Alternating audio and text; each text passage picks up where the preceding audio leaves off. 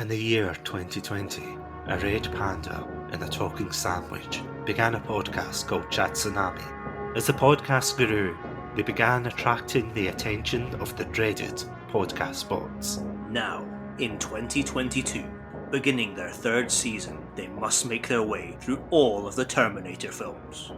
Wait, even Genisys? Yes, even Genisys. Oh man. Well, at least it's no Birdemic. Welcome to Chatsunami.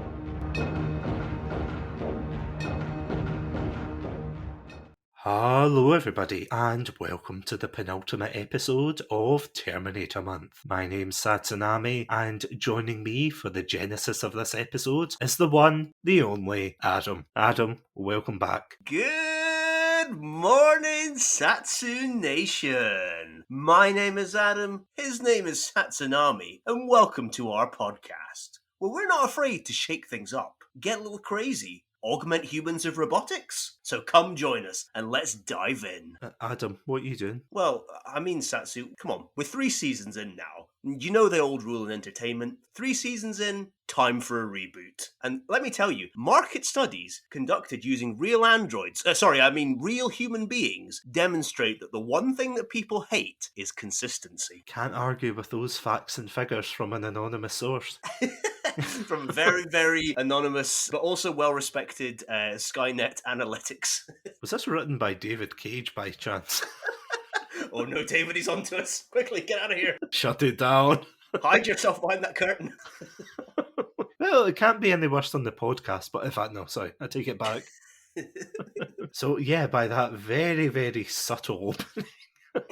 Do you think they got it? I don't think so. I think you're going to have to read out the script again. That nuance, chef kiss, just fantastic. Oh my god, can you believe it's been 3 weeks since we've started this month? 3 weeks, but what a journey we've been on. I forgot how much of a roller coaster this franchise really is. Like the ups and the many, many downs, but as I said, what a journey. I can't quite believe what the 3 weeks have shown. Oh, we are in the dark fate, as it were, of this month. So, as you may know, we have talked about the amazing Terminator 1 and 2. We have also brought Green Shield on to discuss Terminator 3 and Salvation, which, up until this point, Salvation was considered to be like the worst Terminator ever. It was a running joke. He'd be bullied in the playground for it. Actually, that mental image is just both hilarious and horrifying. Kid just hanging off the jungle gym with his by his underwear. Salvation written on his ass cheeks. So moving on. How's that for a mental image? Billy, what happened to you? I sounded like Terminator. You told me to stand up for what I believe in. It's like, there's some things, Billy, you don't stand up for. Okay. I didn't know you liked Salvation this time. Get out of the house. So that's how Billy ended up homeless. Moral of the story, don't say you like Terminator Salvation in public. Thank you for this very informative episode of Chatsunami. But yeah, sorry. Go on, Adam. What were you going to say? I think I've said enough. Yeah, we are in the dark times because, as I said before, we thought Salvation was the worst this franchise could get to. And then we were graced with this amazing piece of cinema, this absolutely fantastical mess known as Terminator Genisys. And I know I should be saving this particular point for the meat of the episode, but I'm just going to say it. The way they spell Genisys in this film is so stupid. It's spelled like Genisys. I don't know, maybe that's how it's spelled some places. Like, do you know, Adam? It's how you spell it if you want to look like you're really edgy, but you have no edge. Then where's the Z's? That's a good point, exactly. It should be like Genisys. Genisys sends you to sleep, so it's appropriate. Oh, well, yeah, Genisys. Out of curiosity, you of course being the bigger Terminator fan than me, what were your thoughts when they actually announced this film and they said, oh, we're bringing back Terminator after all this time from Terminator Salvation all the way to Genisys? Like, what were your thoughts? I was actually very excited when Genisys first got announced. I mean, I hadn't enjoyed Salvation, but I'd still remained a Terminator fan in the years after. after Salvation's release. And like when I heard Genisys and when I saw trailers for it and I heard about the concept, it really intrigued me, especially because obviously they were going to be revisiting like the first and second films. And I was like, oh, this could be a really interesting shot in the arm for the franchise. So I was actually very excited. And I also went to see this film in the cinema as well when it was released. This was the last Terminator film I saw in the cinemas. So it probably says a lot about what I thought about it in the end and what I thought about the franchise afterwards. But certainly I initially was quite excited. But what about yourself? I have to admit, I did see this in the cinema as well. I can't remember why. I think it was a friend dragged me and was like, oh, let's go see Terminator Genisys. I was like, do we have to? And he's like, yeah, we do. And it's like the last time he took me to the cinema, we went to see Ghost Rider 2. So am I going to put my faith in this guy? I don't want to say. Sorry. Long story short, we don't talk anymore, okay? That sounds like a wise decision. I was going to say. Like... I remember watching it in the cinema and liking aspects of it, but overall feeling quite disappointed because, as was said before, we both bonded over our shared love for the first two films. You know, you had Terminator 1, you had Terminator 2, Judgment Day, both fantastic films that revolutionised the franchise. And then you had the other ones that clearly were just capitalising on the originals in it shows. It definitely shows in Genisys. Would you say, Adam, that Genisys could be considered just like a soft reboot for the franchise? Definitely a reboot. I mean, it probably is like a soft reboot. It feels like at points it was trying to go for a hard reboot, but like I think soft reboot is probably how you'd sum it up overall. Not to jump too far ahead, but it definitely ended on a note that suggested that there were going to be more sequels from this particular timeline where we were going to follow the Genisys peeps and everything. We're going to follow Emilia Clarke and whoever played John Connor. This one. Who was it again, Adam? Do you remember? Oh, is it Jason Clarke? Is that his name? I want to say. Like, I know his face. I've seen him in quite a few things. I think Jason Clarke is the actor's name. He plays John Connor. Jai Courtney is the one who Oh, played Jai Kyle Courtney. Reese. Michael Jai plays Courtney, Kyle Reese, yeah. Yeah, no, you're right. But yeah, then after that, we got... Is it right in saying, Adam, that after Genisys released, and it kind of released to poor reception, we ended up getting Terminator Dark Fate to kind of like a quiet build up? Because genuinely, I don't remember there being much fanfare up until it actually came out. I remember initial fanfare because now I don't know if this rumor was just an unfounded rumor or whether there was like some actual like truth to it for a while, but the rumor was that James Cameron was coming back to direct Dark Fate. And this is where it like popped for me. And I remember hearing about Dark Fate and it being said that, you know, not only was Arnie coming back, Linda Hamilton, but also James Cameron was coming back. And that made me very excited. And I was like, oh my God, like we're going to get like, you know, we're going to get the Terminator 3 that perhaps we always should have got to kind of like round the franchise out. So I was very initially excited for it. Then it revealed that James Cameron wasn't coming back to direct. Is he an executive producer or he's got some kind of producing credit on this, but it was going to be other people. And I remember being like, oh, and like the air kind of went out of the bag for me there. And I didn't end up going to see this in cinema. I think I remember asking a friend of the show, Craigie C, who's probably a bigger Terminator fan even than me. I remember asking him if he was going to see it and he just went no. And I was like, well, if he's not going to see it, I probably shouldn't go and see it then. I was like, maybe that's a sign. This film is a weird entry, I have to say. And again, I'll save my thoughts for the main part of the episode. But yeah, it does feel like a very strange entry. As you said, like there was certain controversies, would you say, about this film? Definitely. I mean, it was a reboot for the reboot in many ways. So yeah, there were some controversial decisions made. But you're absolutely right. It does seem as if it is one of these films that was heavily touted as James Cameron's vision for what happened after Terminator 2, which again, the franchise is name-dropping Terminator 2, Judgment Day, into the later sequels. And it's like, oh, what's it going to do this time?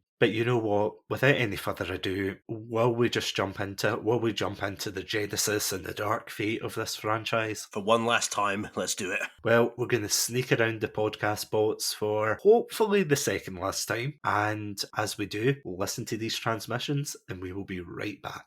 Welcome to Shatsunami, a variety podcast that discusses topics from gaming and films to anime and general interests. Previously on Chatsunami, we've analysed what makes a good horror game, conducted a retrospective on Pierce Brosnan's run as James Bond, and listened to us take deep dives into both the Sonic and Halo franchises. Also, if you're an anime fan, then don't forget to check us out on our sub-series, Chatsunani, where we dive into the world of anime. So far, we've reviewed things like Death Note, Princess Mononoke, and the hit Beyblade series. If that sounds like your cup of tea, then you can check us out on Spotify, iTunes, and all good podcast apps. As always, stay safe. Stay awesome, and most importantly, Stay hydrated.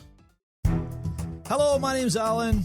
And my name's Robin. And we together broadcast Radio Leaving 372.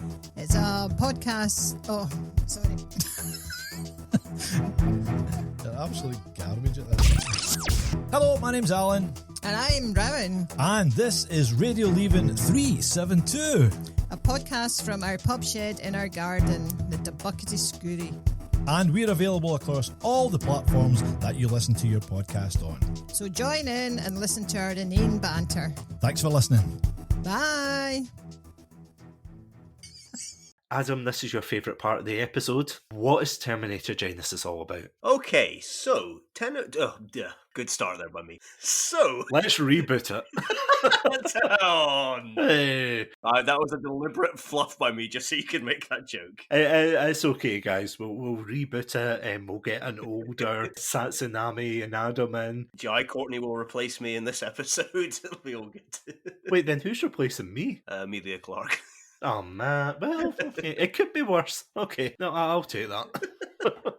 Anyway, Terminator Genisys opens with a young Kyle Reese trying to desperately survive in the post-apocalyptic ruins of Earth as Skynet's war against humanity has begun. And just as it looks like Kyle's about to be killed, he's rescued by John Connor. And then we flash forward. Kyle Reese is now a fully fledged member of the Resistance, a trusted lieutenant of John Connor, and the final assault on Skynet's about to begin. However, John and Kyle and another unit of the Resistance are on a secret mission to attack a Skynet facility in Los Angeles. This is revealed to be the facility that's housing the Time Displacement Unit, which is what Skynet uses to send the Terminators back in time to target both Sarah Connor in 1984 and young John Connor in 1991. We kind of get almost a rehash of Terminator 1, and Kyle says that he'll go back in time to save Sarah Connor, and he makes his big speech, and he says, I can do it and everything, so he gets sent off in time. But as he's traveling through time, John Connor is attacked by a very advanced Skynet robot that blends in almost perfectly as a human. But before Kyle can do anything, he's ripped back and he's pushed back into 1984. Very quickly, it's apparent that not everything is as it seems, and this is a very different timeline. Sarah Connor is already the kind of badass warrior that she is in Terminator 2, rather than the sort of everyday girl that's thrust into this nightmare situation as in Terminator 1. And she's got her own Terminator now, and she is determined to take Skynet out for once. And so Kyle joins her on the mission, and they flash forward to 2017, where they meet John Connor. However, John is now an advanced human robot. I don't even know what to say. Is a synthesis between humans and robots, and he's determined to stop them from taking out Skynet. And so that's the kind of general plot. It's quite confusing at points, if I'm honest, Genisys. But that's a sort of general stroke. Did I miss anything there? No, you got it pretty spot on. I'm not going to lie. There's nothing I can think of in that kind of web of plot points. J.K. Simmons is also a cop that is trying to track down time travelers. That's maybe the one, but I forgot. I'm actually quite curious to hear your opinions on the opening of this film, because the opening seems to be the only part of the film that a lot of people say, oh, it's amazing, it's the best part of the film. But did you feel the same way? Did this film give you hope at the beginning? Not only is the opening of this film great, I genuinely think the first 15 minutes of Genisys might be some of the best 15 minutes of any Terminator film. It is so good. I absolutely love it. I think it's a great opening. It clearly is. It's so much inspired by the lore of Terminator 1 and Terminator 2 as well. But everything is right. The weapons are there, the vehicles, the Skynet machines, even the uniforms and everything.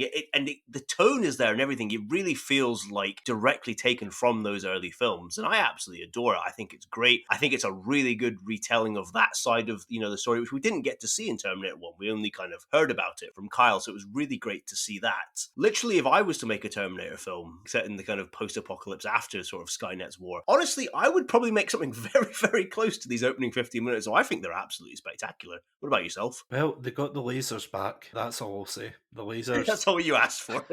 Honestly, where are the lasers? What was wrong with them? No, jokes aside, I love this opening. It is definitely the quintessential Terminator experience. As I said, you got the lasers, you got the is it the T-600s that are like the kind of bulk of the army? I think the bulk of this one are like the the T-800s, the T-10. This is where I get confused. Like there's T-101s and T-800s. Yeah, true. I forget which one's which, but like the kind of classic robot, this classic kind of Terminator robot that's usually underneath all like the human flesh. I think they're the main. I don't think there's any T-600s in the. I might be wrong though. My Terminator lore is not that good. I have to admit where I can identify a 600 from an 800, sadly. But yeah, the aesthetics of the opening are just absolutely fantastic. You know, you've got the interactions between John Connor and Kyle Reese. You've got as I said, the whole battle scene where it's humanity's like last desperate push. You've got an absolutely fantastic scene where you see a younger version of, well, the Terminator from the first Terminator film. You've got him going through the portal and them rushing to stop this from happening. It's all fantastic, and I think it is brilliant. And then Matthew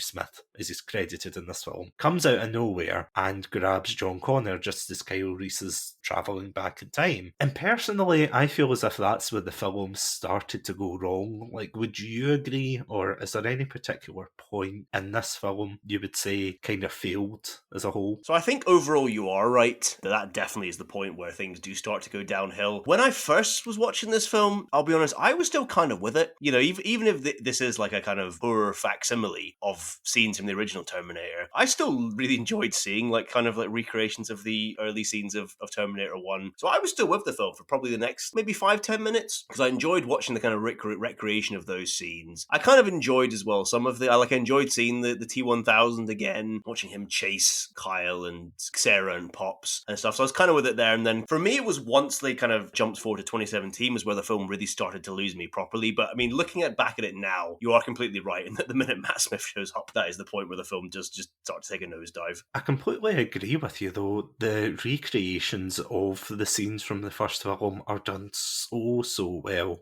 But it reminded me of something that you and I discussed in our first episode of Terminator Month, where James Cameron had said he wanted two Terminators in the film. He wanted the T-800 and he wanted some kind of version of the T-1000. And we actually get a glimpse into that, like what the film would have been like if they did have the T-800 and T-1000 off from the get-go. I can kind of see why it wouldn't work now. You know, like we kind of hypothesised, it probably wouldn't have worked back then, but it definitely, personally for me, I don't know how you feel, Adam, but I don't feel as if it works very well having so many Terminators. What's the phrase again? Too many chefs spoil the broth. It's like too many Terminators spoil the Genisys, as it were. I think what especially harms it in Genisys is that the T-1000 isn't in this film for very long, and so like they try to condense everything into like maybe 10 minutes, maybe less than 10 minutes to be honest. I do think maybe if the film was more spread out across like a whole film, that it might have worked better. But like especially when you try to cram like how many like 4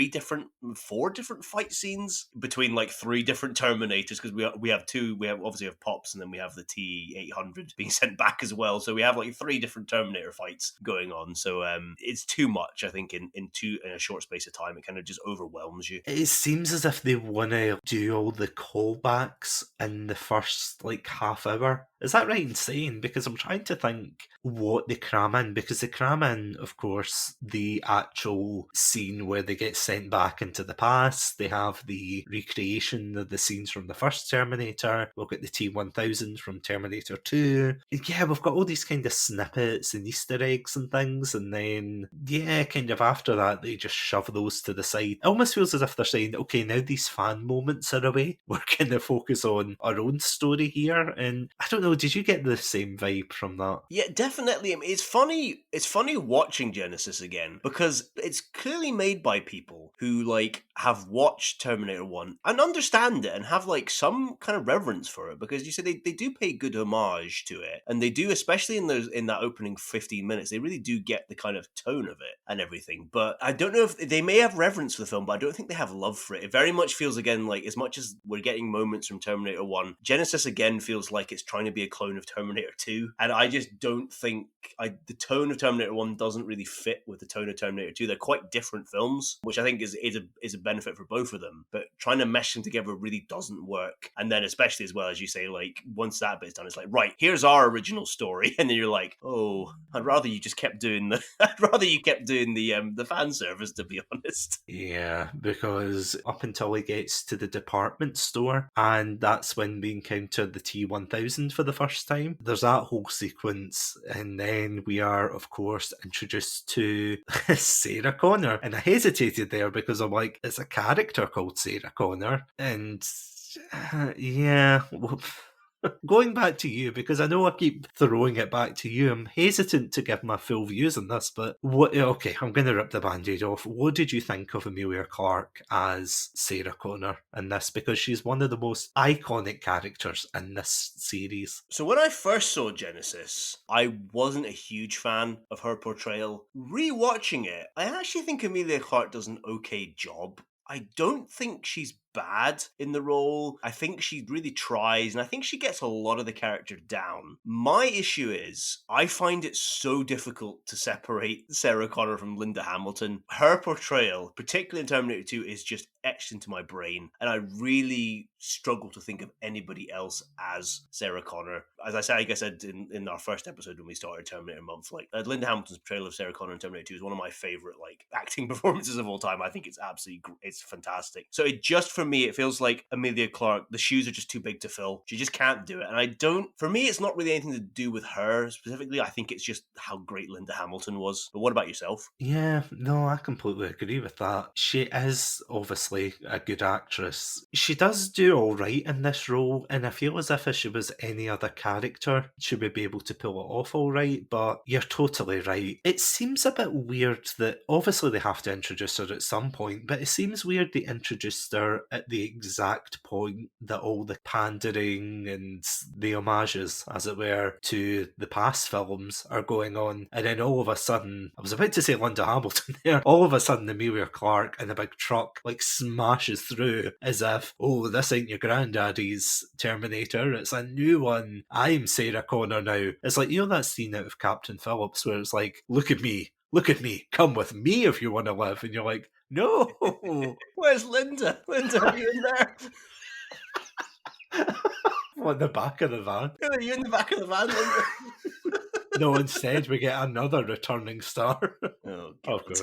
Yeah. Should we talk about the Terminator in the room, as it were? We're going to have to bring up Pops, don't we? Yeah, so Pops, as you refer to, is, of course, well, I was about to say the original T-800, but it isn't. It's another T-800 that got sent back even earlier to basically protect Sarah Connor for some reason, and they actually build it up. They say, oh, who sent you back? And they build up this mystery of, oh, we don't know who sent you back, and we'll never find out, because apparently they had greenlit 2 sequels for Terminator Genisys, and yeah, as soon as people said, nah, we're not all about Terminator Genisys, they went, okay, back to the drawing board, we're no longer going to be making sequels to this film, so yeah, we'll never find out who sent that Terminator back, but it's a weird choice, because I know why they brought back Arnold Schwarzenegger, because they want to capitalise again on nostalgia and the fact that it can't be a Terminator film without Arnie in it. And don't worry, we'll get onto that when we get onto Dark Fate. But yeah, for this one, it just seems like a weird choice, because he's a lot older, obviously, and you know, in real life he's a lot older. You can't pin that against him. But when they bring him back and then they start saying, oh, the skin that he wears ages, has that always been a thing? Or is that that just a Genisys edition? This was a Genisys edition, and I think Arnie was initially hesitant to come back, but then they talked about it and they said, well, like, it is human skin, so it could theoretically age over time, and he was like, all right, I'm sold. So I think this was something that they brought in to explain Arnie's inclusion, present-day Arnie's inclusion in the film. But don't you need, like, a lot more blood cells and things like that for skin to age, or... No, apparently not. Like, I don't know, like, I'm not an expert in the matter, so maybe I'm talking at my backside, but I must have looked like a psycho typing in to Google, like, what makes skin age? And I know obviously it's time, but would it age on a robot? Like, I know why. I know why they said it ages on them, because they had to have an excuse for him being older, or rather looking older in the film. But yeah, no, that was a weird night of Googling, I have to say. Imagine this though. Imagine if rather than aging, it was like if you left meat out of the fridge too long and it started to go rotten. Ooh. Imagine Arnie shows up, Pop shows up, and it's just like rotting. Oh my god. Oh, sorry. That's gross, but very funny to me. It's either that or Buffalo Pops. Oh god. With the stretched skin and just like clapping it all together. You know what? By the way, I just want to point out, this is like no slight against Arnold Schwarzenegger aging or anything, by the way. I'm just saying in terms of a How Terminator. dare you age, Arnie? I know, how dare you? No, actually, that for legal reasons, that's a joke, because he would beat me up, so please. So please, Adam, please. You're the same height as him, you're fine. Oh no, he would still kick my ass. You know Terminator 3, where it's like him throwing the TX? That would just be me going through the toilets. Just, What a way to go, though. Yeah, true. Again, it's like a nitpick, but even still, you're kind of like, how does that work? Me thinking back to my fleshy weapons idea. It's a weird thing, because it definitely feels as if he's been forced into the film. And you kind of think, did he need to be in the film? Maybe, maybe not. In fact, here's the thing. You haven't watched much of the Sarah Connor Chronicles, have you? I've seen none of the Sarah Connor Chronicles. I've not seen much of it, but from what I, have picked up, it seems as if there's like a lot of Terminator models that come back in that, but they're all like different actors. And it just seems like they could have easily got someone else in as another Terminator. I mean, I know they have Matt Smith and, yeah, John Connor. Don't worry, we'll get to John Connor. See, at this point, do you feel as if it is just like brand recognition rather than actually wanting to tell a story? I think they're genuinely scared to make a Terminator film without Arnie in it, because I think, as you say, like, partly brand recognition. I think partly they're like, well, audiences won't like it. Maybe audiences wouldn't. I think if you made a good film and a good story, you don't think people would really care if Arnie was in it or not. Like, personally for me, watching this again, I was like, this was really the point where I think I'm saying Arnie should have stepped away, or they should have just decided to move away from casting him in it. Pops feels like the most generic of like all the Terminator characters that Arnie had played up to that point. I actually feel like the three characters he'd played before all kind of had relative, like, they obviously shared some characteristics, but I felt they were kind of distinct personalities. So obviously it's like the ruthless killing machine in Terminator 1. It's the kind of father figure in Terminator 2. And then I actually liked in Terminator 3 as well. I thought he was almost like Timothy Dalton Bond-esque, world-weary, just like professional almost in a way, which I kind of liked. But this one just feels like, Pops feels like basically a poor kind of pastiche of Arnie's character in Terminator 2. It's another like father figure, and it's somebody else, like another machine learning to like care and love and everything. And as well, I have to laugh because I remember some jokes, like before Genisys was released, I remember hearing some jokes people were talking about, is Arnie going to basically go up to Sarah Connor one day and be like, Sarah Connor, you must bang Kyle Reese for the sake of humanity in the future. And there's actually several scenes in the film that basically he says that. And I was just like, my God, that was the jokes that were going around. And he's actually just there telling like Sarah Connor she has to have sex with Kyle Reese. So yeah, I was not a fan of Arnie in this film. I love him. He's one of my favorite actors of all time. But like, no, I was not a fan of him in this film. I actually completely forgot about that. Speaking of the product of a night gone wrong, should we talk about John Connor? Oh, my boy. Look at how they massacred him. Oh, no. Oh, John. This is a moment I realise that nobody knows what to do with John Connor.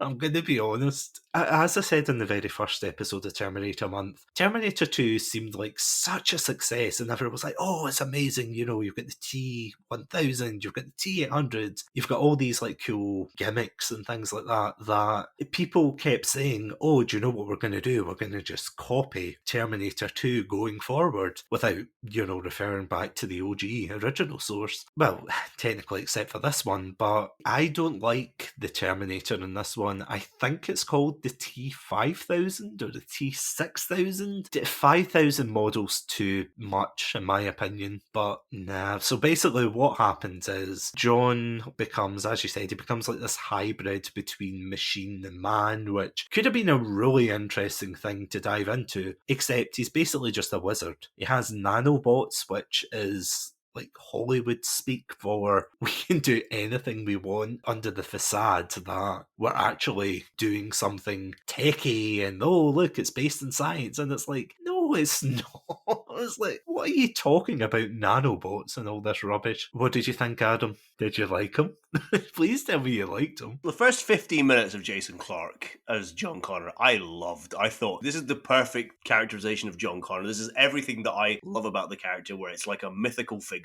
We don't see that much of him. We just see bits. He clearly knows more than he's letting on to those around him. And I was like, this is perfect. And then he comes back later in the film and it's all undone. I like Jason Clarke. I think he's a decent actor. And I think, I don't know, I love those 15 minutes, but yeah, it's so stupid. It's such a stupid, like, hybrid thing. And it deliberately messes the timeline up so much. Like, see, I wouldn't have minded if, right, okay, so we have the first 15 minutes of the film. Kyle Reese is getting sent back in time and John Connor's attacked. And if John Connor had just been killed there, I think that would have been a fine way, and we can, like, they can do their new thing with the timeline and stuff, because in theory I don't mind them like rewriting the timeline, because it's it's a new film, and I get the Terminator franchise is maybe getting a bit stale by this point and they want to freshen it up, so go nuts with it. It's the studio's baby, they can do whatever they want, like, just go nuts with it. But like, amalgamating John Connor with technology just really confuses everything, and it's become such a mess, and I really hate it. I really hate it, to be honest. But the other thing as well with this film is the way they push like the integration of technology, because that is like a running theme in this film. It's the whole concept of technology kind of encroaching into our lives, and let's face it, in 2022 that's like not a new thing. Like, it's been done to death at this point. But I mean, they had the angle, they had a literal man merge with machine, and they could have done something really interesting, but no, it was like, oh, he's like a scary Etch-a-Sketch. You know what I mean, though? That is amazing. I love that description. Yeah, it's like when he's getting pulled like apart by the huge magnet, he's got like all these bits coming out of him like an Etch-a-Sketch. I'm literally just imagining as like, John, draw that man in the chicken suit. Oh my god. Sorry, I'm going off on a big diversion here. But do you see what I mean, though? It's like there's some moments where it's just like, this is so goofy. And there's some aspects where he's fighting, he turns his body through his body, if that makes sense. It's really weird to explain. But I mean, there are some interesting action set pieces. Like, did you know that about the bus in this? That they actually flipped a bus on the bridge? Oh, I do remember. I do remember actually seeing that in the lead up. That's quite an impressive stunt, actually. It's one of these weird things that I think is kind of a hangover from a lot of like filmmakers and, again, film watchers, as it were, complaining about the phasing out of practical effects, and people are like, oh, we need more practical effects. And obviously they've got that big scene where they flip the bus, and that is cool, don't get me wrong, but then you just go back to CGI John Connor leaving his literal digital footprint everywhere. By this point, this trend started with Terminator 3, but the fight scenes in Terminator films are just stupid now. They're really, like, as you said, they're so heavily reliant on CGI, and it's just like machines just throwing each other through things, and like, I don't get any enjoyment watching the action scenes in Genisys, in Salvation, and even in 3 and Dark Fate and stuff, because it's so CGI. Just like, there's no weight to it. There's none of the kind of like visceral quality that you get from like practical action scenes and everything. So Genisys just continued that trend, and I was just bored, to be honest, by the action scenes for the most part. It's back to this phase of the T-800 or whatever model it is nowadays, but the T-800 grabbing people, throwing them through walls and Pepsi machines, and you're like, remember when the Terminator used to terminate people? Remember when that was like an integral part of the marketing, that the Terminator would do some terminating? And I'm like, yeah, where is the terminating? You know, that makes me sound like an utter psycho, being like, come on, let's get to the violence already. You know, like a bloodthirsty gremlin, but there's just like so much CGI and everything going on. And don't get me wrong, honestly, like I don't care whether they do, you know, CGI or they do practical effects. Like the practical effects, 9 times out of 10, they usually look better, but you know, you can't exactly do the helicopter chase. But if you compare the helicopter chase in Terminator 2 versus the one in this one just feels like a cutscene. That sounds like such a bare, basic critique, but it's true though. Yeah, like at the very end, it does feel as if they're like, oh, look, we're weaving through traffic, and I'm like, oh no, whatever shall they do? Will they escape Krypton? Oh no, wait, I put Man of Steel on by mistake, sorry. Like, I loathe to say like visceral, but it's visceral in all the wrong ways. You just get bored of it. You're like, right, okay. As you said, J.K. Simmons is good. He's a good character. I honestly thought J.K. Simmons was going to be the psychiatrist character. That would have been really funny actually as well if he'd done that. I actually wish the whole film was based around J.K. Simmons' character. I wish there was just like, we've seen a cop who just happened to be there in 1984 and see all this like crazy shit going down, and then spends the years in between like trying to like track them down. Like, I'm so much more interested in that story, to be honest, than whatever the hell like Genisys eventually tries to become. That was the character I was most interested in by the end. Yeah, he was severely underutilized in that film. Speaking of underutilized, and this is going to be my big final point before we get on to Dark Fate, but I hate the way they treat John Connor nowadays. I absolutely hate the way they have no understanding of the character whatsoever. We spoke about this in the previous episode, and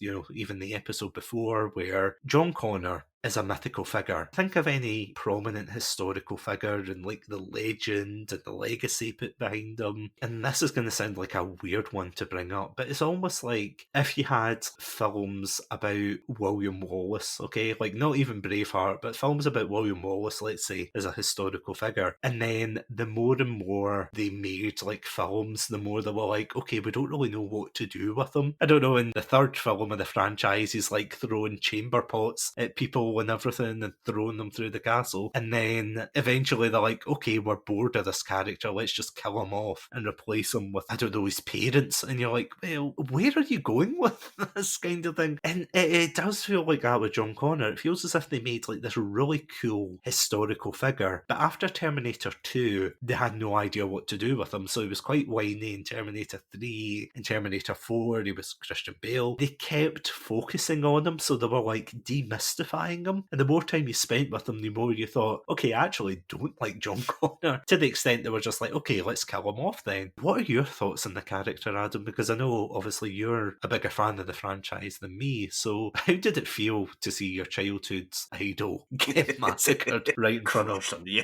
Do you know what? The most excellent point that's been made during Terminator Month, and maybe during the whole of this podcast, to be honest, is when you talked about Terminator 2 laying the seeds for everything basically bad that was going to happen to the Terminator franchise. And this is another example here. Terminator 2 obviously had a big focus on John Connor, and it feels like since every other Terminator film was tried to be a kind of clone of Terminator 2, they're all like, well, John Connor was in Terminator 2 and he had a big part, so we've got to have John Connor in our film. Okay, let's fuse him with technology now and send him back in time as well. It's this hangover they just can't get away from. They cannot get away from the model of Terminator 2, and that's why we've got increasingly ridiculous Terminators. We've got John Connor's presence, you know, always there. We've got Arnie like trying to always be a father figure as a Terminator. You know, we've got hyped up action scenes. Like they cannot break out of this mold because of Terminator 2's critical and commercial success and its longevity in like popular culture and like people's fondness for it. Every film is Terminator film feels like it's trying to be Terminator 2 again. I tried to, when I was watching Genisys and Dark Fate, I was trying to separate myself, because obviously I'm a huge fan of Terminator 1, as I talked about in the first episode. I tried to kind of separate that part of me away from watching these films because the Terminator franchise now is so wildly different from what Terminator 1 was. Like, there's really not that much. The kind of aesthetics are there, but the tone is just wildly different. So, like, it's interesting to see this franchise and just realize how far it's gone away from that. Nobody, as much as they wanted to borrow bits from Terminator 1, then nobody's that interested in, like, remaking Terminator 1 to an extent. Everybody wants to remake Terminator 2. So, yeah, like, it's just, the John Connor's inclusion is just another hangover of that, to be honest. They just can't break out of that mindset. Do you know what this whole film is, in essence? It's like one big Funko Pop. It's got all the aspects simplified of the pop culture references. It's got, as you said, it's got Arnie, it's got John Connor, it's got, oh look, it's the T-1000, oh look, it's this and that. It's like jangling keys saying, oh look, we've got your favourite things, but also we're going to put our new spin on it. And I don't want to be too harsh because obviously someone wrote this and I hope they're not listening to this and like crying in the corner as I'm saying, oh, this sounds bad. Yeah, it was clear they were trying to establish themselves as like a completely different timeline, especially the way this film ends, because do you remember what happens to Arnie? Yeah, he becomes the T-1000, doesn't he? Yeah. Is that what happens? Yeah. Here's one thing they did change from the Terminator. So every Terminator film, you know, from 1 to Salvation, had a heroic sacrifice at the end, you know, whether it's Kyle Reese, whether it's Arnie, whether it's Arnie again, whether it's, you know, Marcus. This film has no heroic sacrifice. Kyle Reese survives, Sarah Connor survives, even like Arnie, even Pops has like a fake heroic sacrifice, but then just gets remade into a good T-1000. So that's one bit of the franchise they got rid of, and one bit that I wish they'd kept because it felt like kind of a core bit of the Terminator series. But hey ho, there you go. What can you do? It's progress. Maybe I'm being too harsh on it, but I can't think of like one moment that you would get emotional at in this film. For the first film, obviously, you know, it was like the battle against Kyle Reese and Sarah Connor against the Terminator. In T2, it was the, I know why you cry. And it's like, oh no. Terminator 3, it was the realization that, or rather the futility of trying to prevent Judgment Day. Terminator Salvation was the price of the ticket you had to pay to actually get into the cinema. But then, oh, that joke's never going to get old. But yeah, for Genisys, was there anything in it that you thought, oh, that was emotional? I better cry into a pillow. Do you know the bit I cried at when I saw they turned Kyle Reese from like a PTSD suffering, like, you know, time traveler with this romantic fixation on Sarah Connor into like a wisecracking, like, smartass. Jai Courtney was very much a person I really hated for a while, I'll be honest, because to me he was the franchise killer for a while. He was like, he's Sam Worthington 2.0. To be honest. He was in the last Die Hard film, which was terrible, and then they've never made a Die Hard film since. He then came into this, and I was like, my god, there's never going to be a Terminator film again. Now you've killed it again, Jai. He was at one point they were going to make a Commando reboot, like the 80s Arnie film, and Jai Courtney was going to be like the lead in that, and I was like, don't you dare. So I used to really despise Jai Courtney, but like I hate how I don't know whether it's the writing of it may be partly the writing, but I also don't think I think he's actually become a better actor now. I have enjoyed him slightly more now, but I don't think he was a very good actor at this point in time. And I hate his Kyle Reese so much. Like, there was one line that made me cry into my pillow was, you know, when they get like arrested after the chase on the Golden Gate Bridge and the bus flip, and then like they've got like they're in the interrogation room and they've got like the magnet thing that they're trying to use to like damage Robot John, and then like one of the police officers like, what do you use these for? And Kyle Reese is like, I use them to find my keys. You're from the future. How do you know these? Like, why would you say that? That's not a thing that would be in your mind. You're like crawling through rubble to avoid like hunter killers and everything, and like tanks crushing you down, but like you're like, oh, I've got to find my keys and use them. Oh, I hate Kyle Reese so much in this film. That made me cry.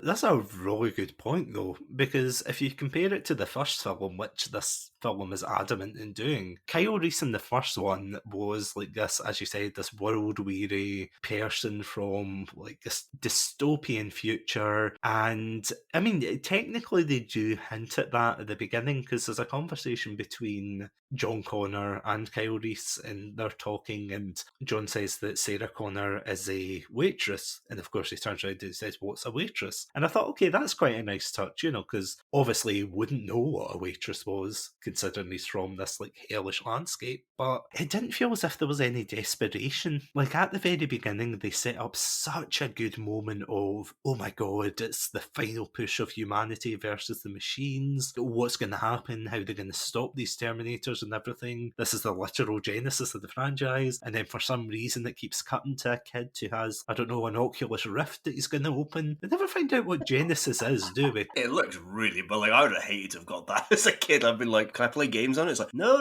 it's gonna like link all your devices, and I'm like, what the hell does that mean? I want to play games, man. Can we not already do that? Apparently not in this 2017. That wasn't around yet. I mean, places like China already have WeChat that connects all your apps and things together, so like, I feel as if Skynet are really dropping the ball the older they get. Is that like a RAM issue? Yeah, I totally agree. I feel as if the characterization of everyone is just replaced with this very genericism. You know, it's very generic, it's very cookie cutter. See, this is the thing, like, my critiques sound so basic because this film at times is so basic. It does honestly feel as if they said, okay, Kyle Reese is like a hero and everything, but they never brought over the emotional baggage of the 80s, or with Emilia Clarke's Sarah Connor, where, again, I don't like Sarah Connor in this, and it's nothing against Emilia Clarke, she's a great actress, but she's exactly the same character as Kyle Reese, with the whole, oh, look at me, I'm like this badass that's like jumping through this and that. She's literally just Kyle Reese. She's the exact same character, so I'm like, well, why are we invested in these characters? So, before we move on, the interrogation scene, do you remember what happens before they get interrogated in the hospital? Or sorry, on the bridge. Where they're getting like lineup shot, the mug shots. Mm-hmm. We get the classic like Terminator smile. Not even that, the fact they play Bad Boys over it. Oh yeah. Oh, I forgot As about if it's that. like an early 2000s film. Yeah. I have no response to that because I was just like, oh yeah. I now literally just saw it, just like flash back to actually rewatching it and sitting there and being like, oh, this is Terminator now. What happened to all my like dystopian, like, you know, PTSD suffering survivors like scratching out? It's like, no, it's just Bad Boys now. Oh well, there we go. It's become very Marvel-y, hasn't it? At least for this film. It really has as well. There was one bit I meant to bring up. You know what we were talking about? I don't know if anachronisms is the right word, but we're talking about like Kyle Reese joking about using things to find his keys and stuff. One bit, and I said, I love the first 15 minutes of this film, but there was one line that I had to like pause and rewind because I was like, did they actually say that? And I just know if you remember the line. So, you know, just before Kyle's getting sent back in time and like they're explaining the whole like, you have to go through naked, you can't take any like, you know, it's only organic matter that can go through. And the woman who's explaining this to Kyle says, you know, if you take any metal through, oh, it'll be like what happens to tinfoil in a microwave. So my question is to you, Satsunami, how do people in this post-apocalyptic world know what happens to tinfoil in a microwave? Because it's the only entertainment in the future.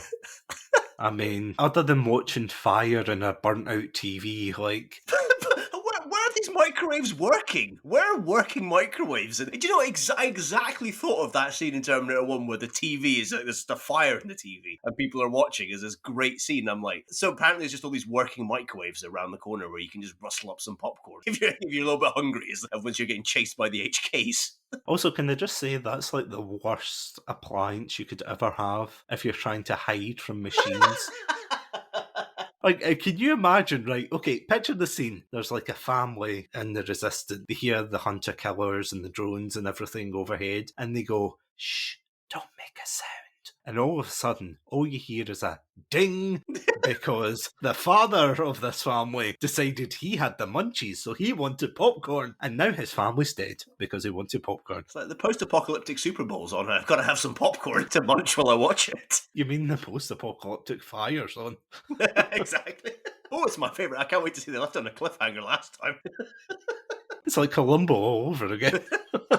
Oh my god. So overall, like before we move on to Dark Fate, were your impressions of the franchise positive after this, or did this just leave like a bitter taste in your mouth after seeing it? It's left quite the bitter taste after seeing it. You know, it'd have been one thing if this had been Salvation and I really hadn't enjoyed any part of it. But I think the fact that I enjoyed the first 15-20 minutes so much, and then I hated the rest of it so much, I don't know, like it really left me with a bad taste in my mouth. And especially did not make me feel. I actually just wondered if this would be the end of the franchise, to be honest. And like rewatching it, I think Genisys it's slightly better than I remember it, because at least I knew it was going to be bad rewatching it again. But yeah, you just look at it and you're like, yeah, this wasn't going anywhere. No offense to the creators and stuff, but this was dead on arrival. There was no way this was getting carried on any further. Yeah, it does seem as if it's the most generic out of all of them. As much as I've got critiques of Dark Fate coming up, this one definitely feels as if it's the safest one, almost. Like,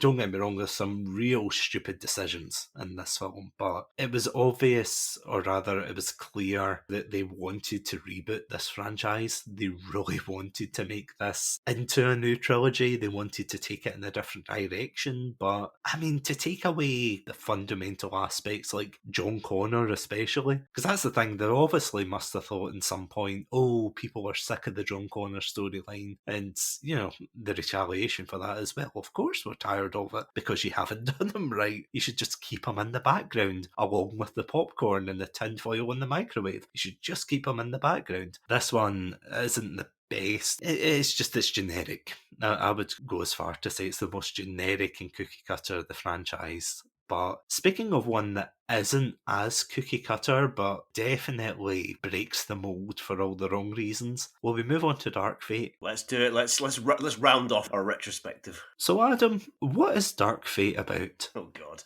Right, here we go. So Dark Fate opens up with Sarah Connor and John Connor in the kind of, not quite the immediate, but in the near aftermath of Terminator 2. Sarah Connor and John Connor, well, he's still fairly young, still a teenager, have moved down to Mexico now. They've stopped Judgment Day, they've stopped Skynet, and everything seems to be hunky-dory. However, we soon realise that Skynet sent more than one Terminator back to kill John, and T-800 comes marching up and basically kills John Connor, straight up murders him at the beginning, and then marches off, leaving Sarah to mourn her fallen son. We then flash forward to 2019, and Skynet hasn't risen up, like the war against humanity hasn't started, and the world's pretty much as we would recognise it now, but somebody else comes flashing back through time, and this person is called Grace, and turns out that she's a human. However, she's an augmented human. She's been augmented with advanced robotics, and she comes from a future where another AI called Legion has taken charge and has begun a war against humanity, and she's been sent back to protect this person called Danny, who is going to be the leader of the human resistance in her timeline. Of course, this being a Terminator film, Legion has sent back its own Terminator, this time a Rev 9 model, which is kind of a blend of the T-1000 and the T-5000, whatever the John Connor Terminator was from Genisys. It's kind of a blend of both of those, with a little bit of the TX actually from Terminator 3 in there as well. This Rev 9's been sent back to kill Danny, prevent the human resistance from defeating Legion. At the same time, Sarah Connor is still around, and she's been on this mission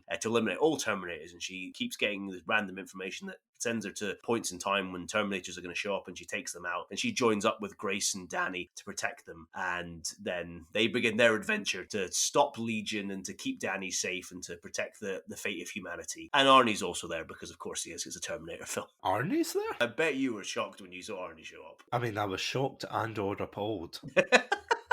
Mostly appalled.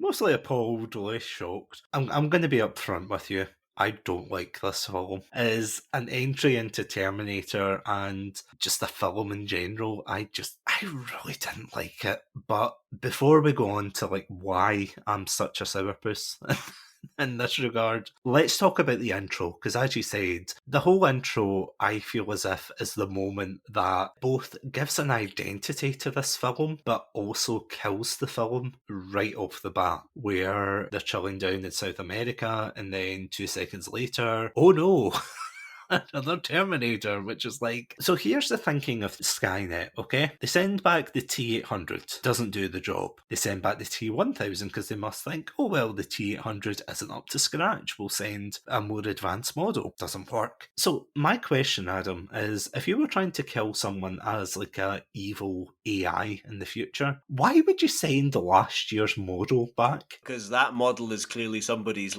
nephew or cousin or something. It's nepotism at Skynet, I tell you. We've got to find a place for Barry, we've got to find a place for Carl, I should say. So come on, just send him back in time. But, the T-1000 will probably do it, but we'll give him some importance too. That's probably the reason, in all honesty. That's probably a more logical reason. This is the thing that irritates me, right? So Skynet send back the T-800, okay? They kill John Connor outright. We actually see a child getting shot. A deep fake child, don't get me wrong, but a child nonetheless. And we see him getting shot. Sarah Connor, now reprised by Linda Hamilton, absolutely weeping over this body. It's really dark. It's really gruesome. And then, of course, the Terminator walks away. So my question is, what happened to Skynet then? Because, see, after that, Skynet are never really mentioned again. It's all about Legion and about stopping this, new super-duper AI with Rev 7s and Rev 9s, which we never really get a feel for the future, if that makes sense. As we've gushed about before, in the first two films, we see, the kind of blue and purpley hues in the night sky as these, hulking machines roll over skulls of people that obviously they've gunned down and killed. But it just seems when we actually get to see the future for this timeline, it's very generic and not in a Terminator Genisys way, more in insert your own dystopian future here. I mean, did you feel that way? When they talked about Legion, did you feel that way? Who, what, why, when, where sort of deal? I like the idea of Legion, and I like the concept, because I especially like the idea that it's humanity just don't learn.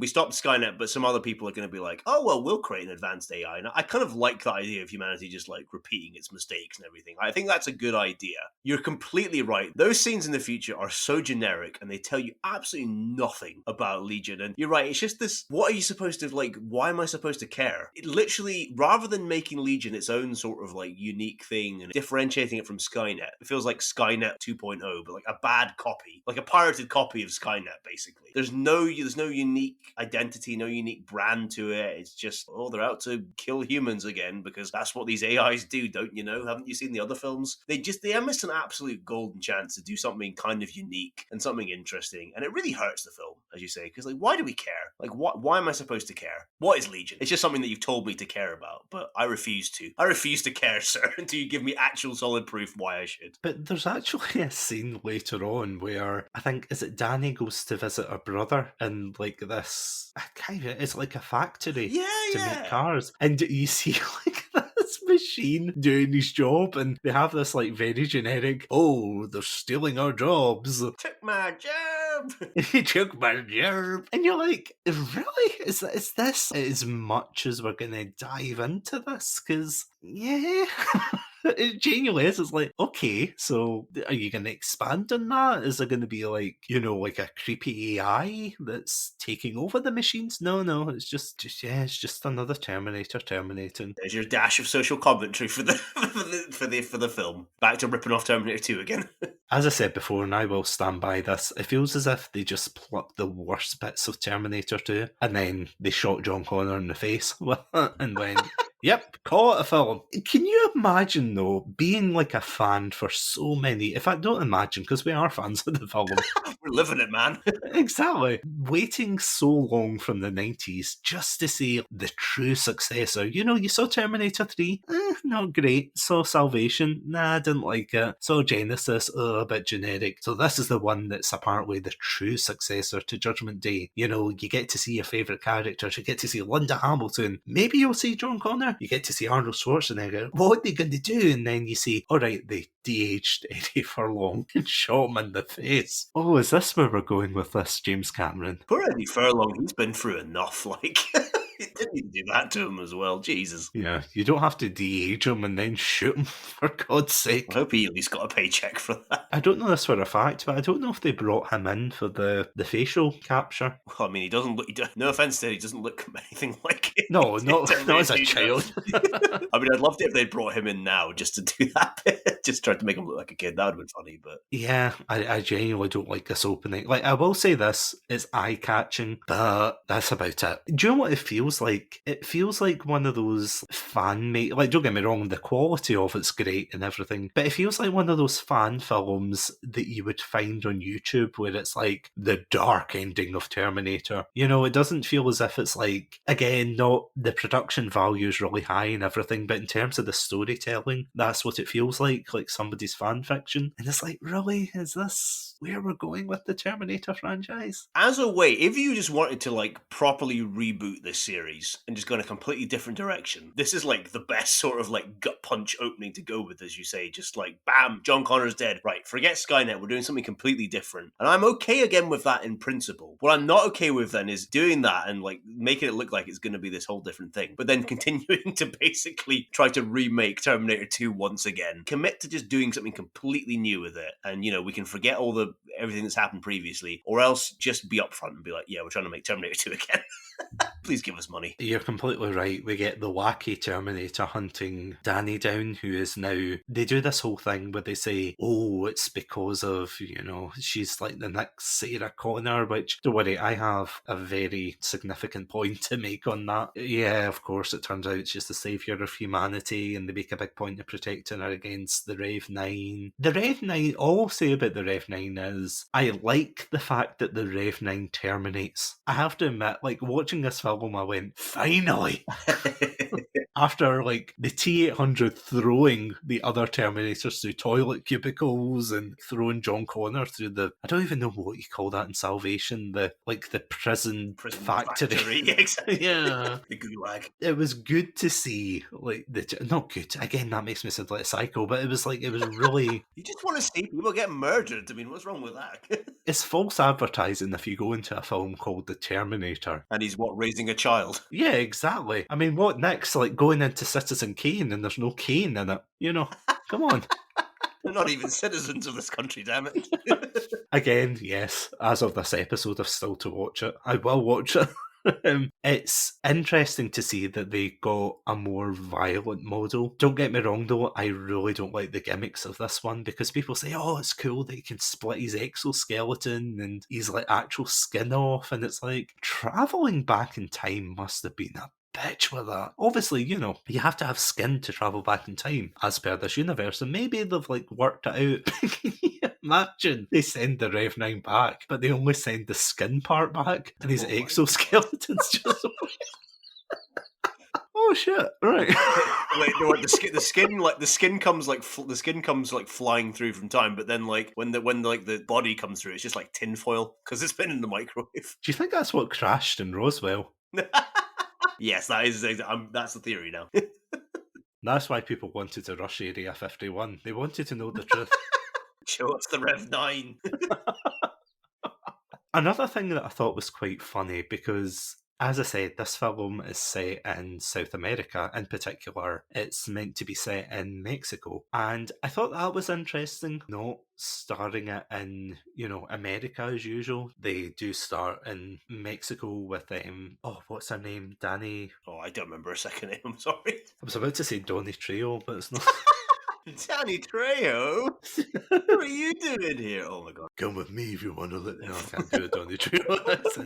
So it starts in Mexico with Danny Ramos, and I like the fact that they did start somewhere different, rather than, of course, it being generically in America and, oh, look, the bombs are falling, because it's something that you didn't really get to explore in the other films. Like, see, the first two films, you can give it a pass because the whole story was kind of contained within the journey of John Connor. Even for the third one, like, I'll give that a pass. The whole first trilogy, you can understand, but then after that, they never really explored how other countries dealt with it, because it's like 3 billion people that get wiped out, so you think surely there's like more. And the fact they start there, and of course the Rev 9 comes in and he starts speaking Spanish because he realises he has to. Now I know there's the whole, that'll probably be a futuristic chip that lets him translate languages, but something that made me giggle when I was going to bed the other night was, can you imagine Rev 9 lands and of course he's programmed to speak English right away, but then all of his other languages are like Google Translate? That would have been incredible.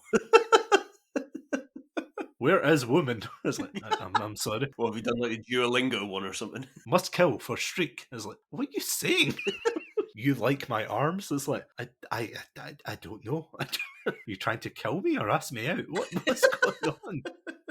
Duolingo, the one place that will never sponsor us after this episode. I mean, you could do, wink wink, but what did you think of that though? Like, starting from anywhere but America in this film. It is a nice idea, although I have to like we do start in South America, but Danny eventually ends up in America, and like that's where the resistance is all going to be like based from is America. It's an interesting idea again, but they don't really. To me, they just don't use anything. It's nothing like impactful happens because of it. Is there any reason that her being from like Central America is particularly important in the film? Like, it just feels like it's like, oh look, we're being different. It's like, well, on the surface you are, but again, she's very much just a John Connor type character, if you know what I mean. Like, because I like the idea. It's again with this film, like I like some of the ideas, but I just don't like the execution. They have some really interesting ideas. You're completely right with, again, going for a different saviour of humanity, but it's just not done in a compelling way or an interesting way. The actress who plays Danny, she's great. Most of the actresses and actors in this are good,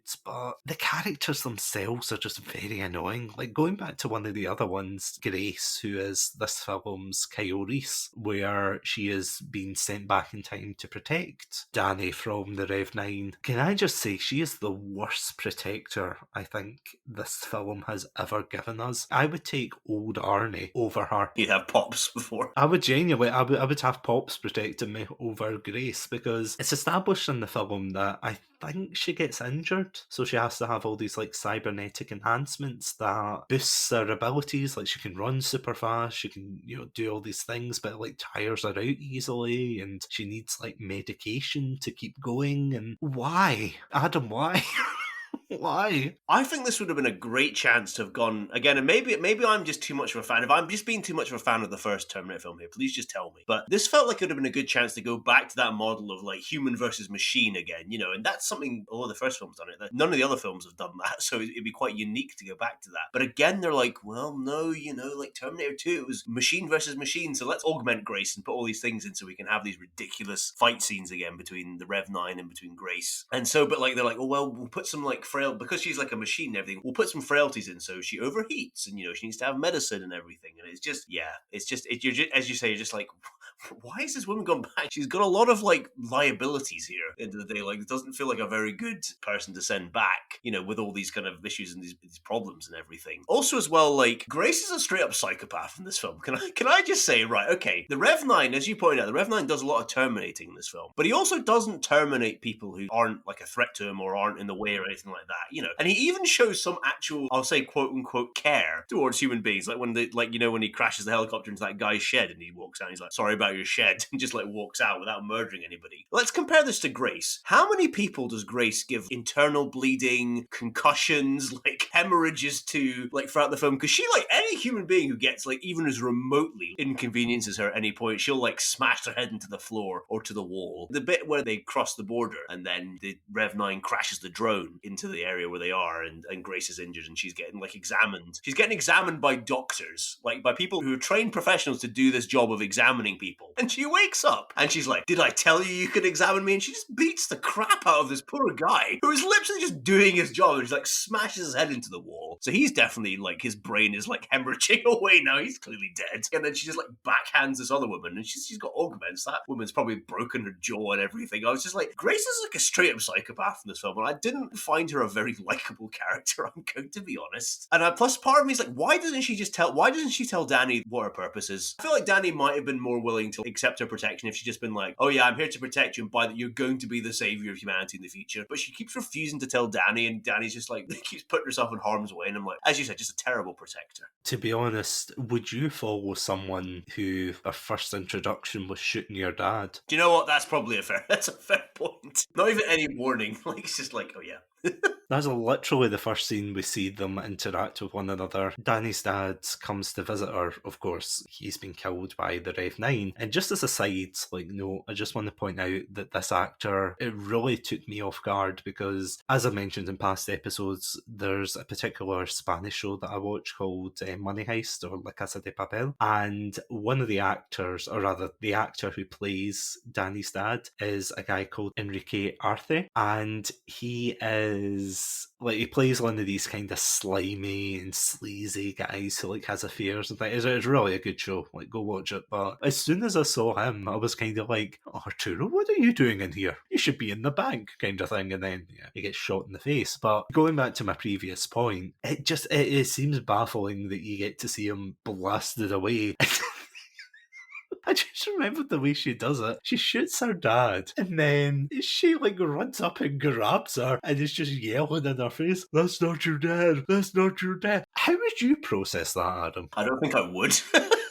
It's the simple answer. It's like, maybe I was being too harsh. See, when I criticised, can't remember his first name still, but General Brewster in Terminator 3, where he just stood there as if, "What? You shot my daughter." Nothing compared to what Grace does. And one last thing about Grace before we talk about some of the other characters, but one thing I was really surprised at was her interactions with Linda Hamilton just seemed very aggressive. Like, Linda Hamilton, despite them stealing her car, she like passes out. She does like a very hilarious scene where she's like, "Oh, come with me if you want to live." And she's like crawling along the floor saying, "I have to protect you." And it's like, you're not protecting anything. What are you talking about? And Sarah Connor eventually, rescues them. But then she like pins her against the wall and it's like, "Don't get in my way," as if, this is like a strong character. And it's like, what are you doing, Grace? What are you doing? Totally agree. Bit of a psychopath character in this film. But here's the question. Here's the big question for you. What are your thoughts on, before we get to like the main meat of it, what are your thoughts on the returning cast? So of course we've got Linda Hamilton coming back, who is apparently top billed in this, ahead of Arnie. Did you know that? Oh, I didn't know that. I'm glad to hear that, though. But yeah, what do you think about them? I'll start with Linda Hamilton. I loved seeing Linda Hamilton again. It was what I was most excited to see about this film, and it lived up to it for me. Like, she's still great. Like, she plays that character so perfectly. And it just unfortunately, when I think back to Emilia Clarke's portrayal, I'm just like, I just need Linda Hamilton has to play Sarah Connor for me. Like, maybe I'm too much of a fan, but like, that's my Sarah Connor. Like, and that's she always will be. She was great. I absolutely loved her. She still does amazing in the role. And I actually really loved her story. And like, I love the kind of journey she was going through, the emotional journey of like trying to find purpose in this world where Skynet's been defeated, but her son's been killed,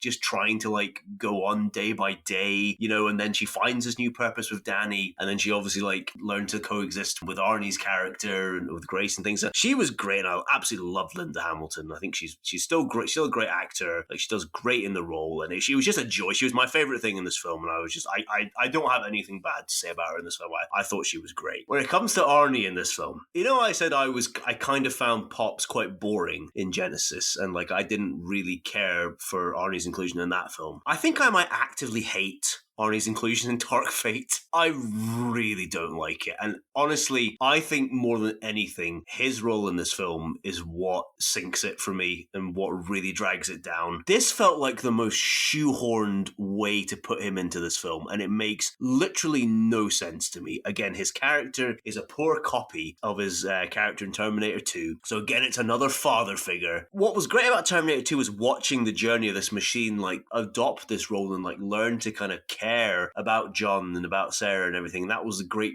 emotional journey there. But we don't get that in this film. We get like Arnie delivering exposition to tell us that he's had this great emotional journey. It makes no sense to me. It raised several questions, several like quote unquote mechanical questions to my mind when he was describing his relationship with this woman whose name I've forgotten now. And then again, it just feels like he then has to be a big central character in this film, which I think really detracts from the kind of cast of the three strong women. Like, it really detracts from them, and I think it just muddles everything up. So I really I think I might actively hate his inclusion in this film. But what about yourself? What kind of questions, Adam? I couldn't possibly think of what you're talking about here. Exactly. What kind of biological questions were raised by a Terminator being in a relationship with a human woman? Anyway.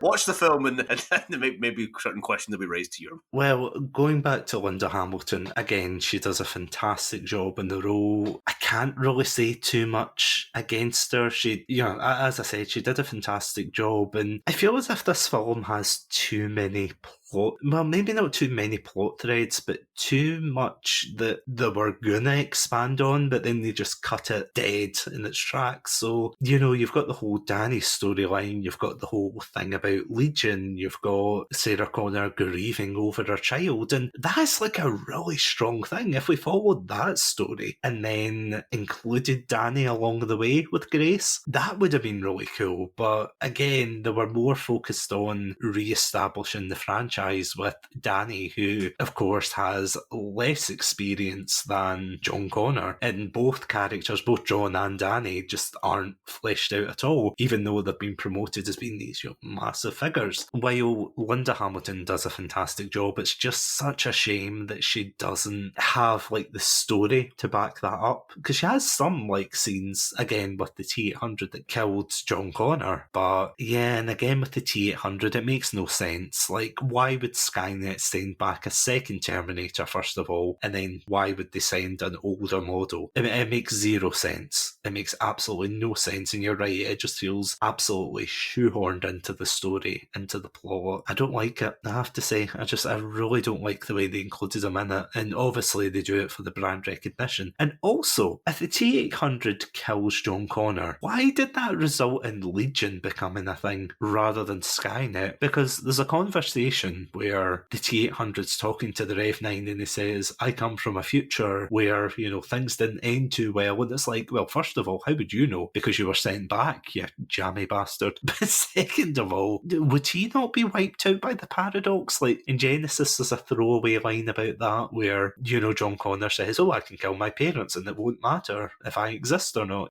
So it kind of felt the same way. Nothing feels natural about Arnie's role in this film, does it? No, not at all. It just feels as if he's there. He's like, what's that wax museum called? Madame Tussauds, yeah. It feels like that. They just plucked one there and they just shoved an animatronic up the back and they said, okay, we got Arnie for the shoot. It's like, why is Mr. Schwarzenegger not moving? Why is he melting in the sun?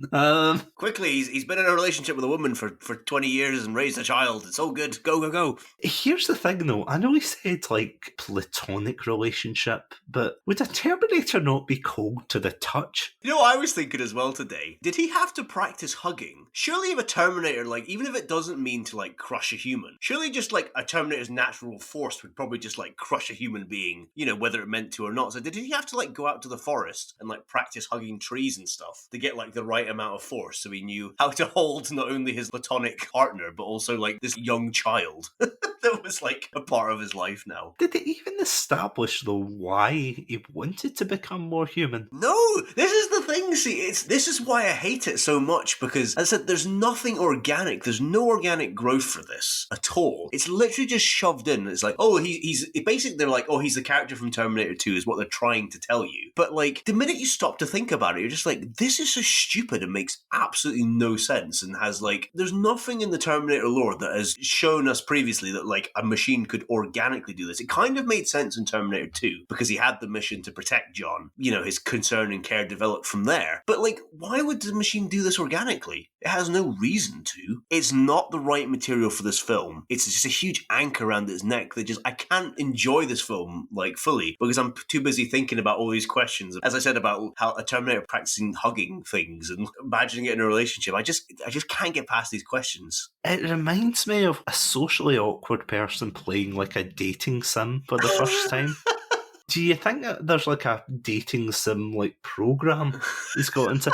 Is he low-key playing Doki Doki Literature Club in the background? Oh my god. I mean, that makes more sense than anything else. I mean, why would they have a protocol, though, for, like, being human? Because, as you said, the T-800 in Terminator 2, that was reprogrammed to be a protector. And even in Genisys, Pops was, again, that was a protector, which we'll never find out who sent it. But for this one, he was just sent back to kill John Connor, and he does. And see, on all honesty, see if there is, like, a genuine reason behind this, please feel free to let us know, because I don't want to be one of those guys like, they don't tell us, but I genuinely can't remember. But speaking of bad, it's a segue to the next point. Can we just talk about the trio of heroines in this? Do let's.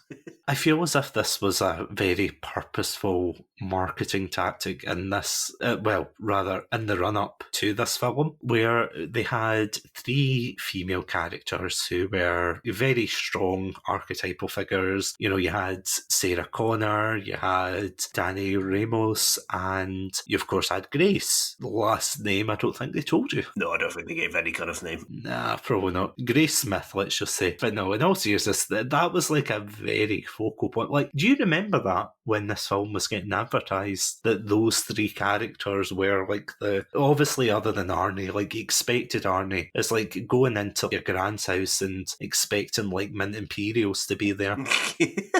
They're just there. Yeah, you expect Arnie to just be there. That was kind of the focus, wasn't it, with the marketing? Oh, definitely, yeah. And then, of course, when we actually get to the film, I feel as if Sarah Connor's the only one that comes closest to being like a genuine character in this. Well, out the 3 of them anyway, because as you say, Grace is a straight up psychopath. And again, this isn't a slight against the actress, I just mean the character in general. It seems as if she is like very aggressive. She keeps like pushing against people and everything, and you're just like, why are you the way you are, essentially?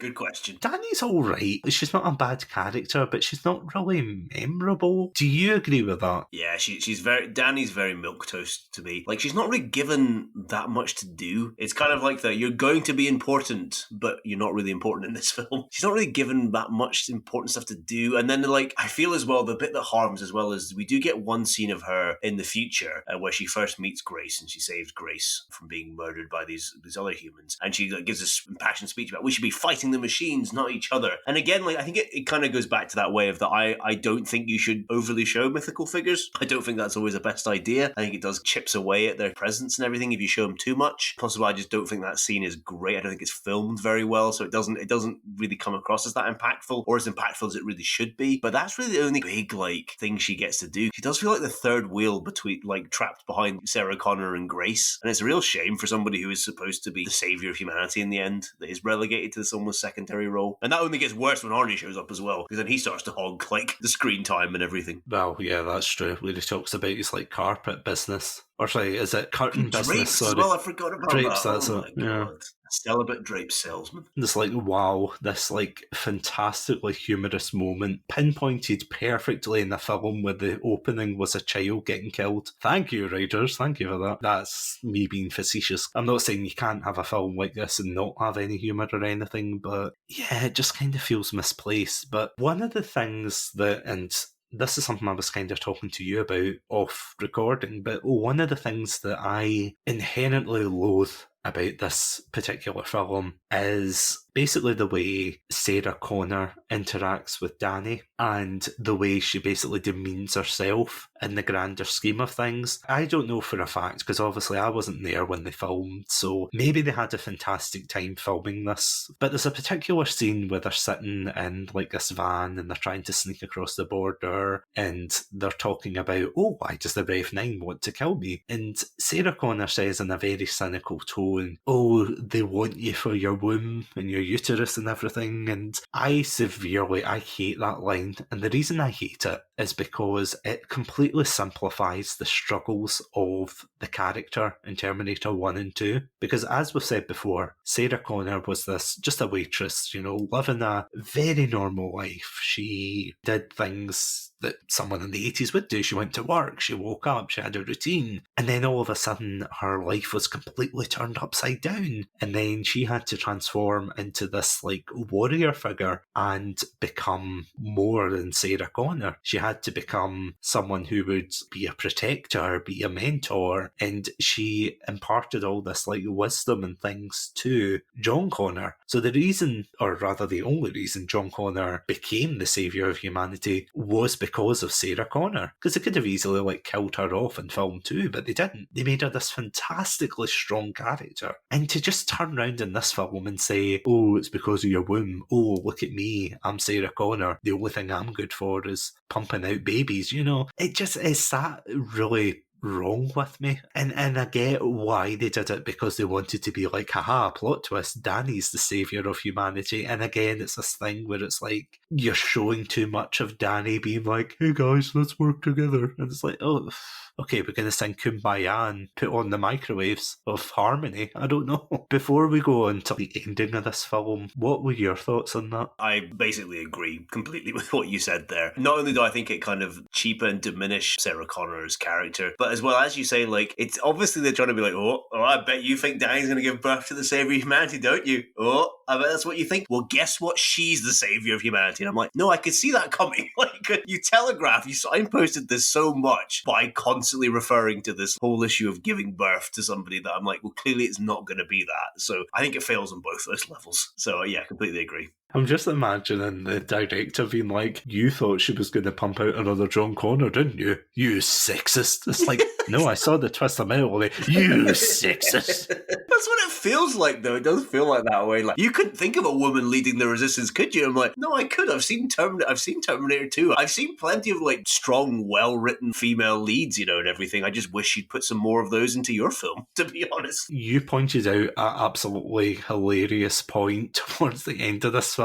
Despite this clearly being a film where they were trying to promote these characters as like strong female characters, the flow's yours on this one. So as we've said, there was a big focus on this like trio of powerful women, of like strong female characters, and that's great. Like I'm all in favor of that, and that would be something to like differentiate Dark Fate a bit more from previous Terminator films. However, the problem, and again the problem comes back to the fact they have to include Arnie in this film. So basically we get to the end and the Rev 9's like chase down our heroes and he's cornered them in the dam, and there's a big fight. You know, everybody's trying to defeat the Rev 9, but it looks like he's going to win, but they fight back. And then basically what happens in the end is, rather than, I don't know, let's say Danny, or maybe let's say Grace, or maybe let's even say Sarah Connor being the one to finally defeat the Rev 9, guess who finally gets to, Satsu, guess who finally gets to defeat the Rev 9?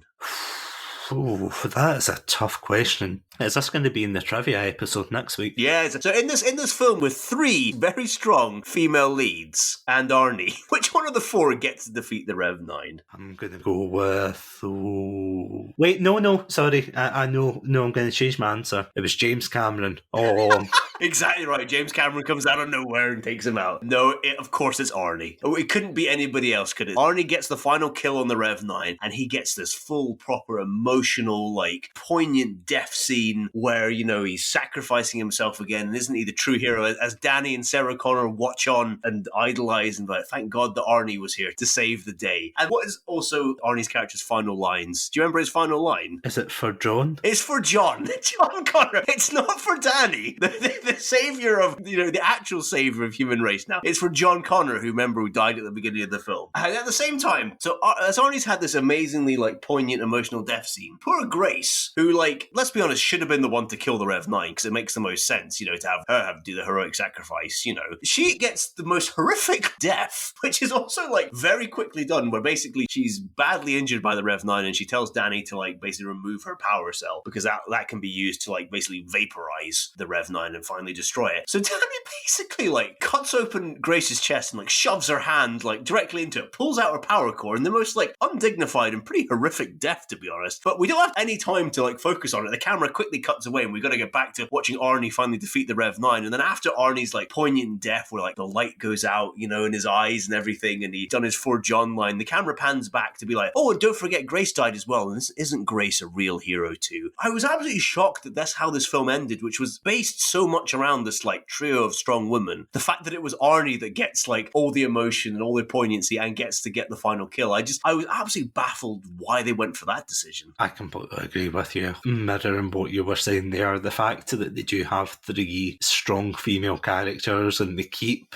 peddling that throughout the film. They keep saying, oh, look at how independent and strong Grace is, because she, like, beats up the people and she takes the clothes off the guy. And again, with Sarah Connor coming back, she's just an older woman now and she doesn't care about really anybody except herself and things, and Danny's just there, kind of. And I get it, Rome wasn't built in a day. Having Danny there, you would have to spend some time with her to build her up. But it's weird, as I said, there's so so many kind of small plot threads going on, but it feels as if they've like snipped them at really weird intervals. Like, you know, you've got the John Connor thing, you're getting shot at the beginning, snip. We're not going to find out what happens with that until much later in the film. You've got the whole thing about Grace feeling, is it right to say under the weather? I feel like I'm understating her condition. I like that's a good phrase for it. Yeah, she's got the sniffles, yeah, clearly.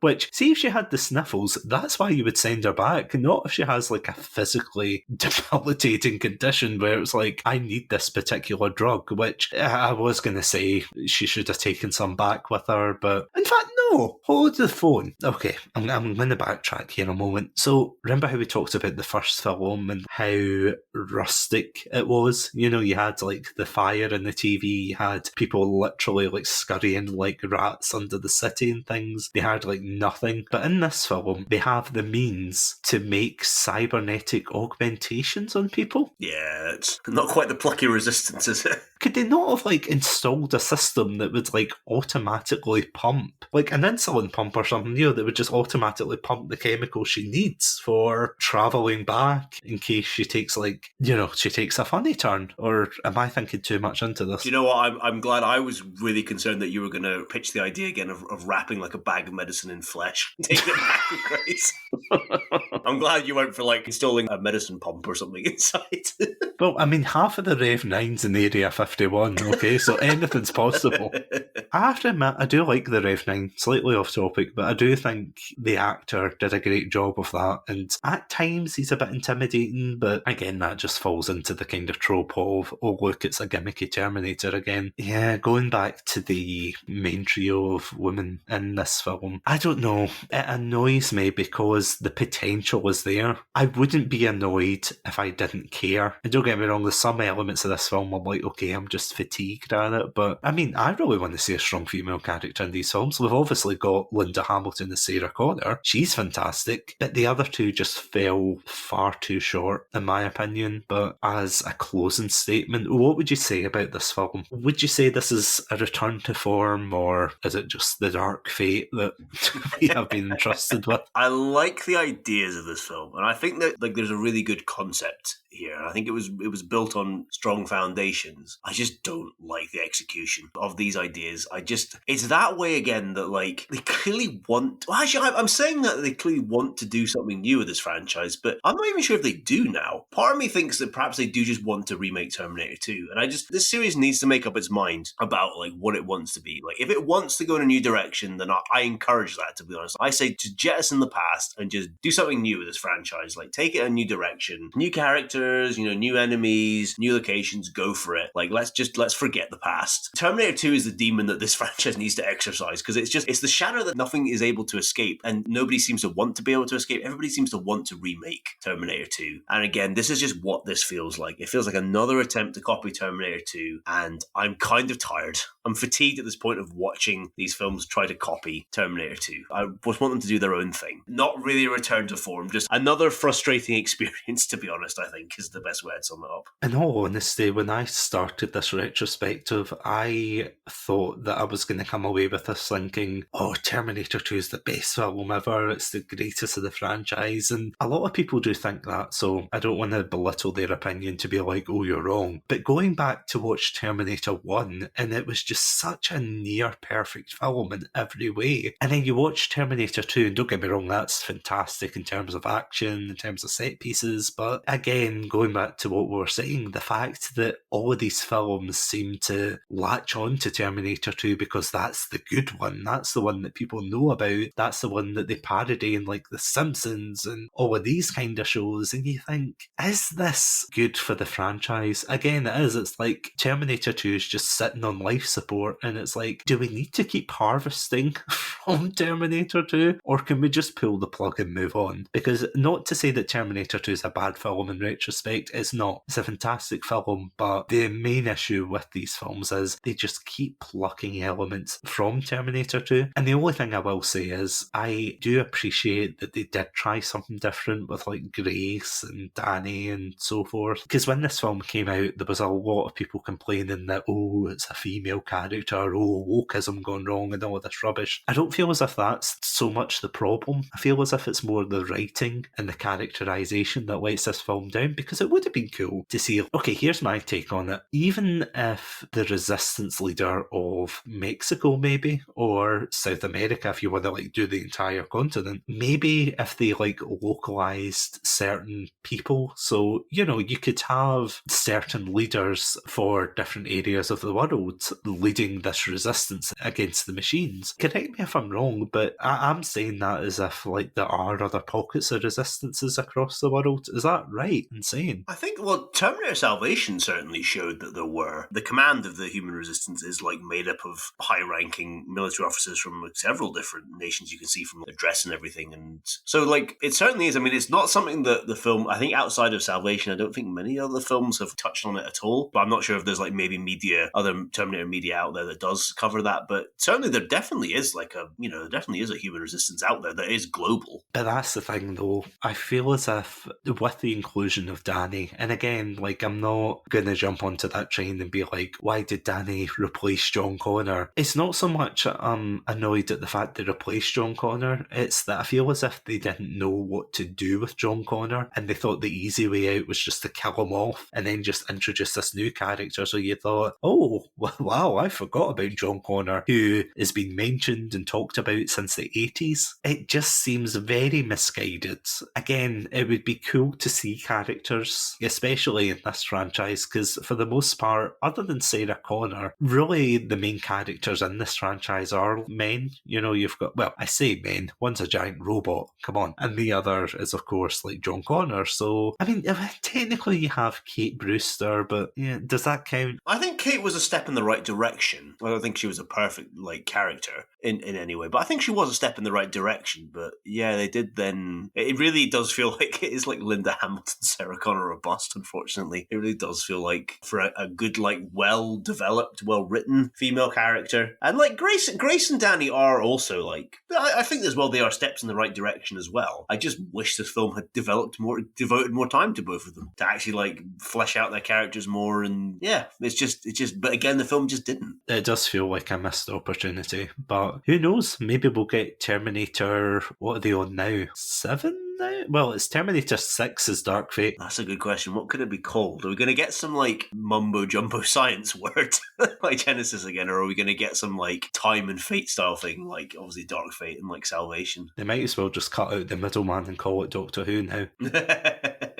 I know Matt Smith was in one, so we're getting there. Sorry, Matthew Smith, sorry. Matthew Smith, of course. That was jarring in the cinema when I was like, no, you mean Matt Smith? Matthew Smith. I'm like, come on. I actually don't know. It will be weird to see if they do pick it up again as a film. Do you know what I would like to see, though? If they picked it up as a Netflix series. Like, because I know they had the Sarah Connor Chronicles, and that obviously didn't take off too well, but something like that would be quite cool. I don't know. I suppose that's the final question for you, Adam. Do you want to see more of the Terminator world, or do you just want to see it burning and burning with its thumb up? The light going out of its eyes, yeah. In its current form, I kind of don't want to see any more. If it's just going to be this continual like attempt to remake Terminator 2, I'm fine. I'm good. I've seen this cycle play out. I know what the end result.